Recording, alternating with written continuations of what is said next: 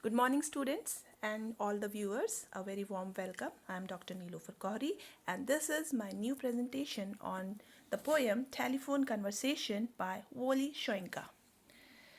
So, let us begin with the introduction to the poet.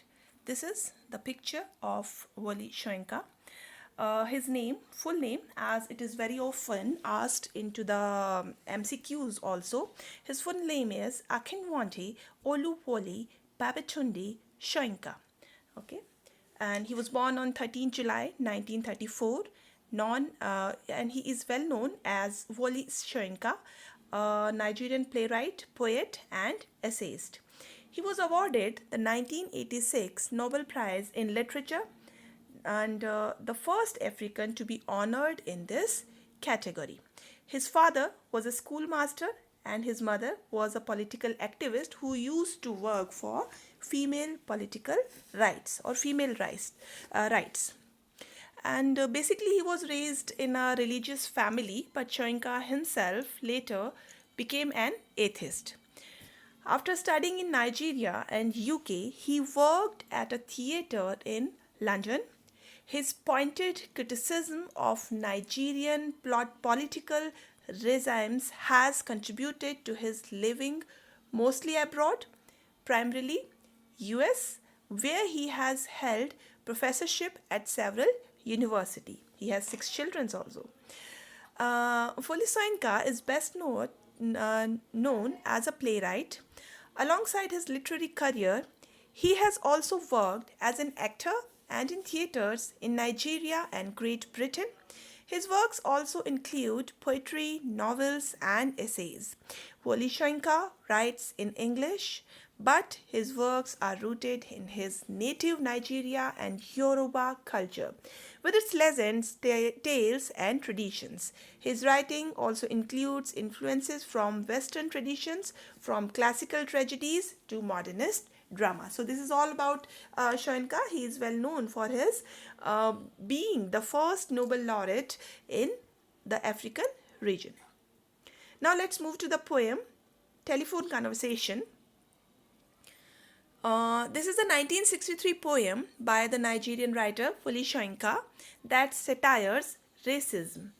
In this poem, Soyinka is trying to highlight the impact of racial discrimination in the microstructure of society.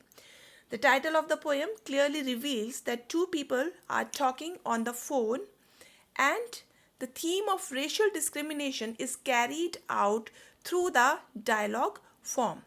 The poem describes a phone call between a landlady and the speaker, who is black, about renting an apartment. That the landlady is pleasant until she learns that the speaker is African, at which point she demands to know how dark he is, light or dark, the speaker's skin is.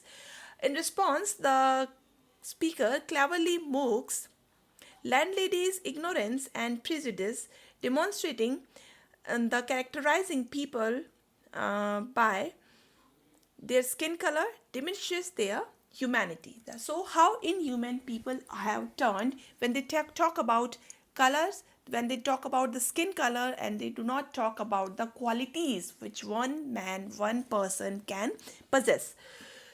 The poem was written at the moment when the blacks were given the equal rights. Mark this is a very important thing, that the blacks were given the equal rights and responsibilities constitutionally and politically, which is famously known as apartheid in South Africa, a policy or system of segregation or discrimination on grounds of race.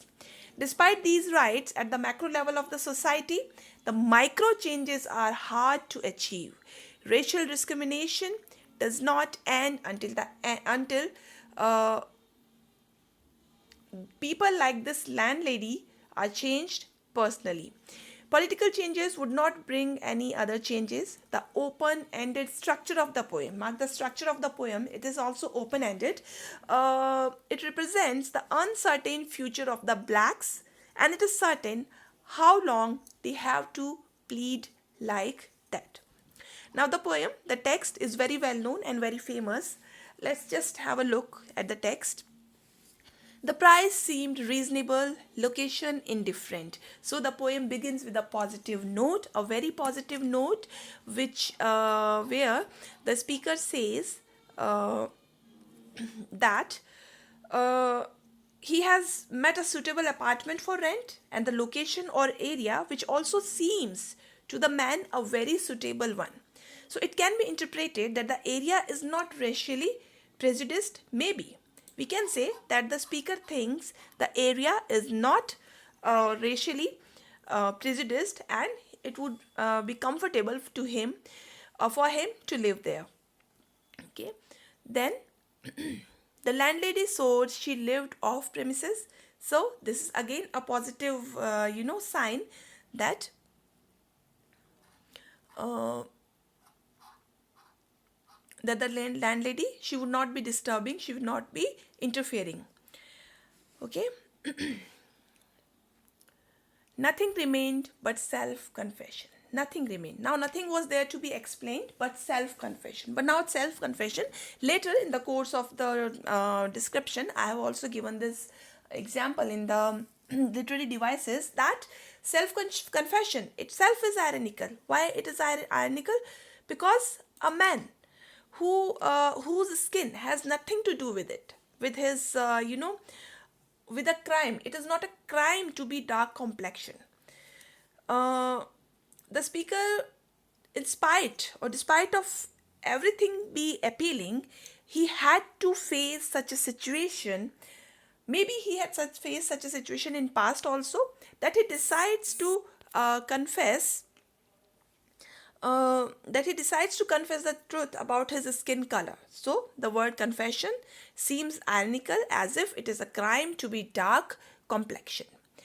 Okay, so the self confession, Madam, I hate the wasted journey. So maybe he may have experienced it in past also, that that he had to travel to a place and later he could not find an apartment to rent because of, and like the whole situation. If we have a look at the whole situation, Soyinka has very, cunningly, very cleverly, he has put the poem, the subject of racism and prejudices in a very comical manner by the way of telephone conversation.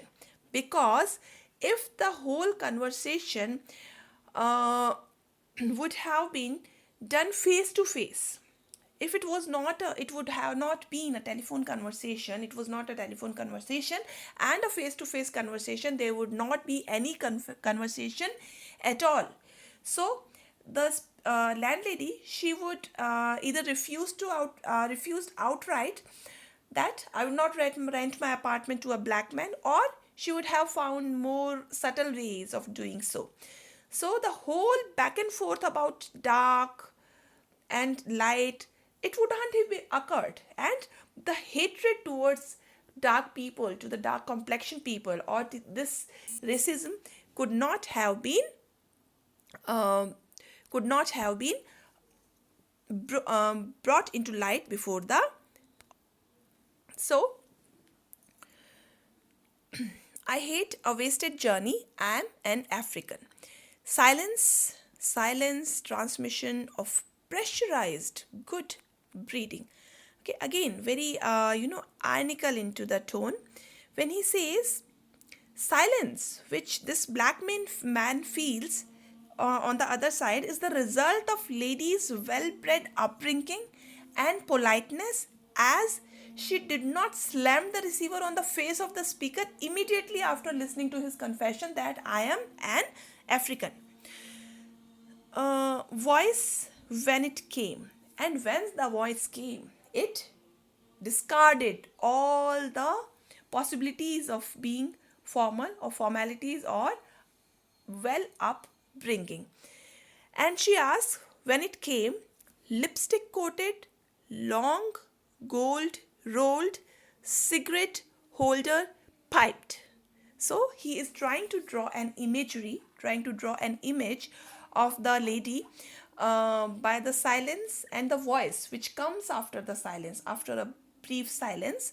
So he describes a mental image of the woman that she is a lipstick coated, gold rolled cigarette holder pipe she has in her hand, and she's a very sophisticated lady. Caught I was folly. So, thinking that this lady is a lady of well upbringing was thinking this was completely foolish, because when the voice came, what did she ask? How dark? I had not misheard. Are you light or very dark? Now there comes the question. How can you identify the darkness of complexion into the words? So she has turned that man, that speaker, that African American man into an object. So, are you light or very dark? Button A, button B, as if he has been turned to an object, turned to a machine, and he has to now identify that, choose between the two options. So maybe the man, he is also very privileged that he has been given, sarcastically he says that he feels that I am very privileged that I am given two options by the lady, the button A and button B. So as if he is the telephone, the instrument telephone which is put before him, and he had to press buttons into them, button A or button B.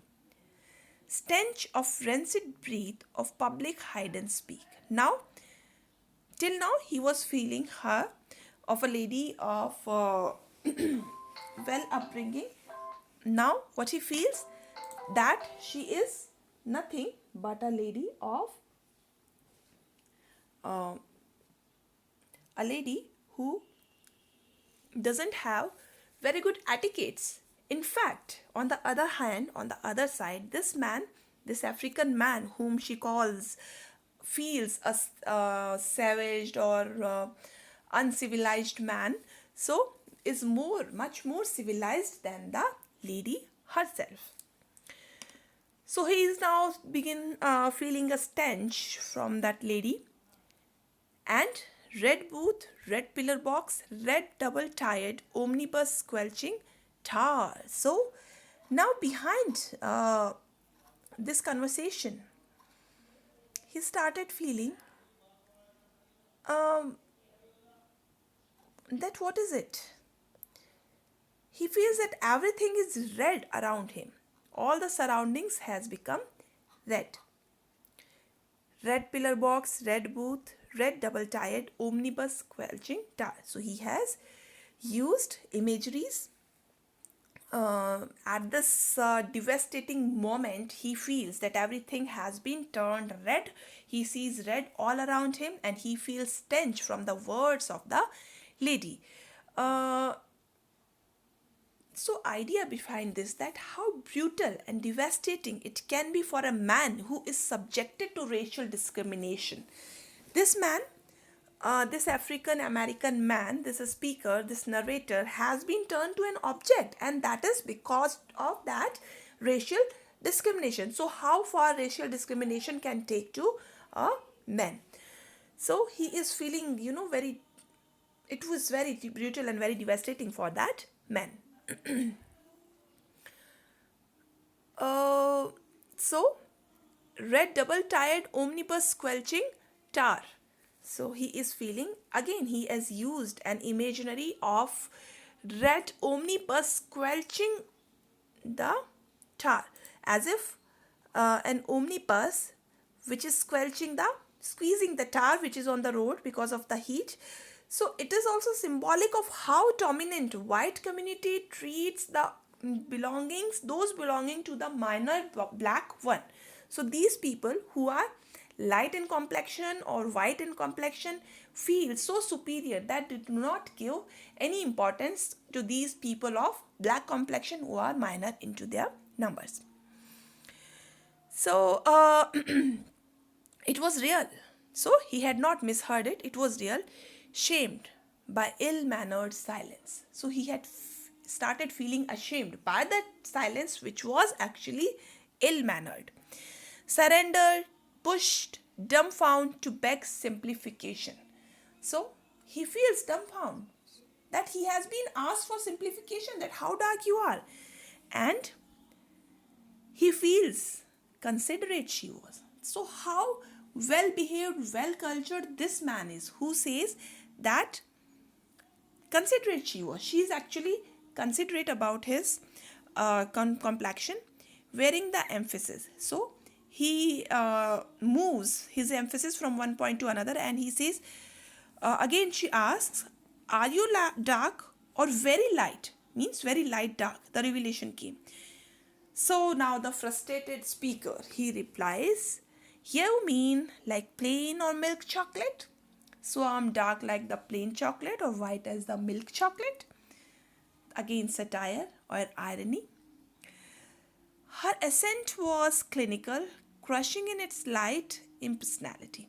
Again, how innocent or how civilized this person is, this man is, who feels that she is considerate, and her clinical response to his question shows only his light impersonality. Okay. Rapidly wavelength adjusted, I choose. So he adjusted himself to the length of a wave, and he says West African sepia. West African sepia? Again a question.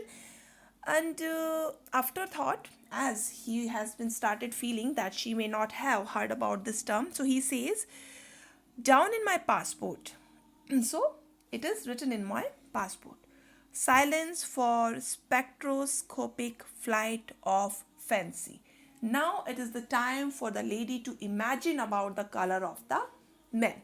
She may not have heard, she is not even heard about this color, West African sepia, and she is very inconsiderate in her inquiries. So this man, this black man, is far much civilized than the white lady. So that's why he is using such words as silence for a spectroscopic flight of fancy. Now he has given her time to think, time to imagine that how dark it is. Now I have given my complexion card. I am the West African sepia, and you have to find out from that color chart that what is my exact color.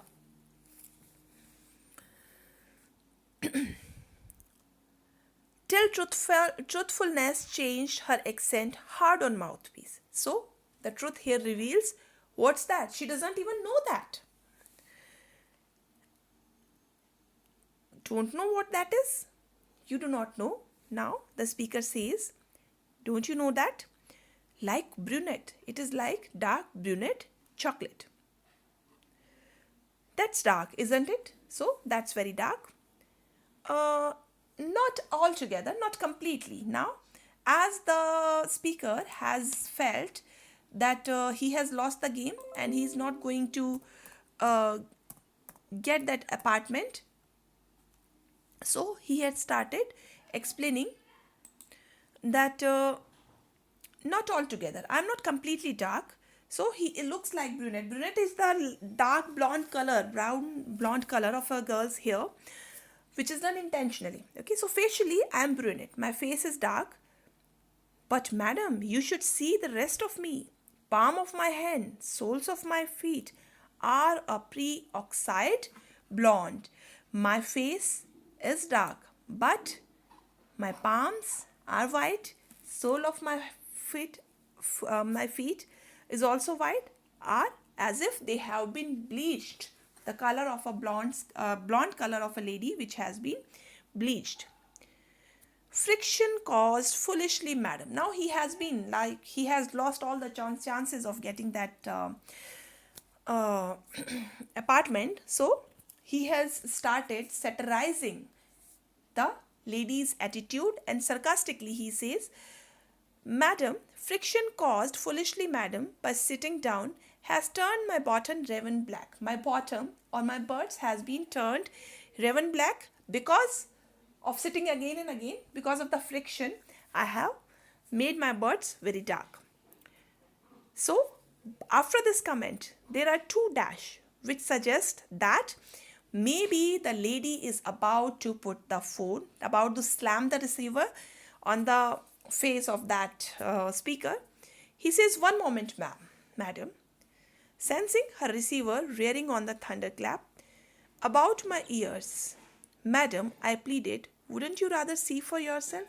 So it's like taking a last chance. Why don't you just look at me by yourself? But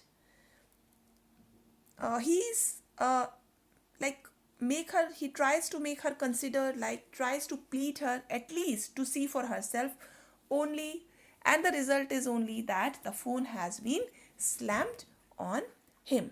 So this is the line to line description of the poem. Now here I have tried to give a brief summary of the poem, and there is the analysis of the poem, which says this analysis which explains the conversation between the black man and the white lady, and the whole poem is in first person narrative, and it tries to grapple with the issue of the racism that lurks within the minds of countless individuals. The poet has placed before his audience a telephone conversation between a white lady and landlady and African man intentionally. Okay, it could have been another black lady also, but then the racial discrimination would not have taken place.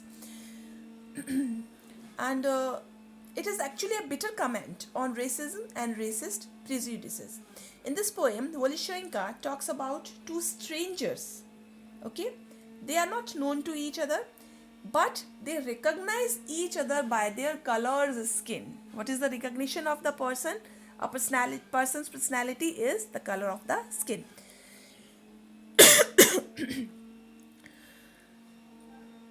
The initial lines, they actually make readers aware of the reason behind the African man's arrival at the phone booth and making the call to the landlady, and the price of the room and location, which are all agreeable to him. But during the course of the dialogue, the man gets to know about the premises. Then that moment comes when he considers, he makes up his mind to consider the offer. He feels that he should make a confession that he is an African or a black complexion man. So, but he he senses the abrupt silence, which he takes to be an impolite gesture of refusal. So, when the silence is broken, the man is turned to an object, and he feels disgusted by the whole conversation and fancies himself to be a machine like a phone, and everything is red around him, and he is reduced to shame by the sudden silence and the sudden gestures of the lady. And when he sarcastically thinks that the lady has broken her silence and has given him the option to define that how dark he is, like a dark chocolate or like a light chocolate or milk chocolate. So the codes of formality and upbringing which the lady was carrying so far were also broken, and her insensitivity is also shown into the course of the whole conversation. But the African man who is black, he is not black for anyone to be put to shame. It's not that because he is black, people are going to put him on shame. People are going to make him feel as inferior. The sole of the feet and the palms of his hand are white, and the rear is black because of the result of affection. He knows that the landlady, the white landlady, will never be convinced with this black complexion, and still he is just tries to he's just attempting to have received this apartment on rent. And at such a crucial juncture, he makes a desperate and silly attempt, pleading her to come and take a good look at him. But he couldn't prevent the situation from getting better. Finally, the landlady slams down the receiver on his face. So how the absurdity of racism is beautifully put forward by the poet. The practice of judging someone on the basis of his color, caste, social status, religion, instead of the inner capabilities, presents the highly corrupt image of the society where individuality is at stake. Okay, the poem is written in an independent style and delivered in a passively sarcastic tone. The poem is a potent comment on the society. Soyinka might be speaking through personal experience, judging by the raw emotions that this poem subtly convey. Those of anger, rage, shame, humility, and an acute sense of disgust at the apathy and inhumanity of humans who won't judge a book by its cover concern, but that does not mean that discrimination against other minorities has been completely eradicated. Despite the progressing times, people continue to harbor prejudices and illogical suspicions about things they do not understand. Maybe others' ideals, religions, and traditions and customs. Thus, this poem remains a universal message for all of us, as Soyinka manages to convey just how absurd all prejudices are by highlighting the woman's poor choice of rejecting the man just because he does not share the same skin color. That is very sarcastic, very satirizing, and very, foolish in the tone. Now I have marked a few imageries. Although the poem is written in an independent tone, the poet has used two main literary devices. First is the imagery, and second is the irony and satire.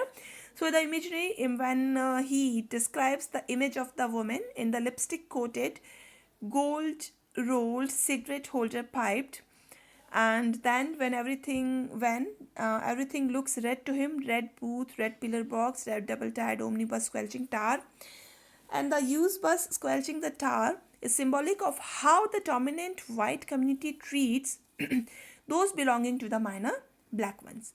When he feels himself to turn to an object, button A, button B, again an example of imagery. Next, irony and satire.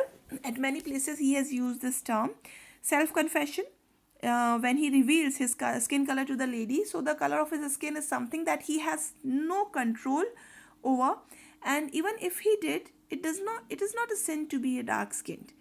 So the fact that ridicules racism is that one should apologize or be differentiated against solely because of the color of one's skin. Then, on the other hand, the lady is continuously describing in positive terms, suggesting that she is of a good breeding and upper class. Even when the reader finds out that she is a shallow and racist person who exhibits extreme insensitivity by asking crude questions, the man seems to think that she is a considerate, and her clinical response to his questions shows only light impersonality. The repeated and exaggerated assertions of the woman's good manners and sophistication dripped with irony as her speech contradict this strongly. And also, the basis of women rejecting to lease her house to the man is because of the prejudiced notion that Americans are savage and wild people. This man retains better manners and vocabulary than the woman, using words such as spectroscopic and rancid, whereas she does not even know that what West African sepia is and is inconsiderate in her inquiries. So, using irony and satire in this manner, Soyinka proves how absurd it is to judge the intellect or character of a man depending on the color of his skin only. So, the poem is written into open end lines. They are not closed couplets or closed lines like what there is enjambments, what we called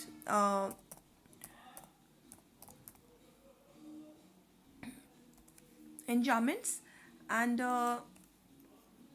Soyinka has also used very critical vocabulary to prove his point.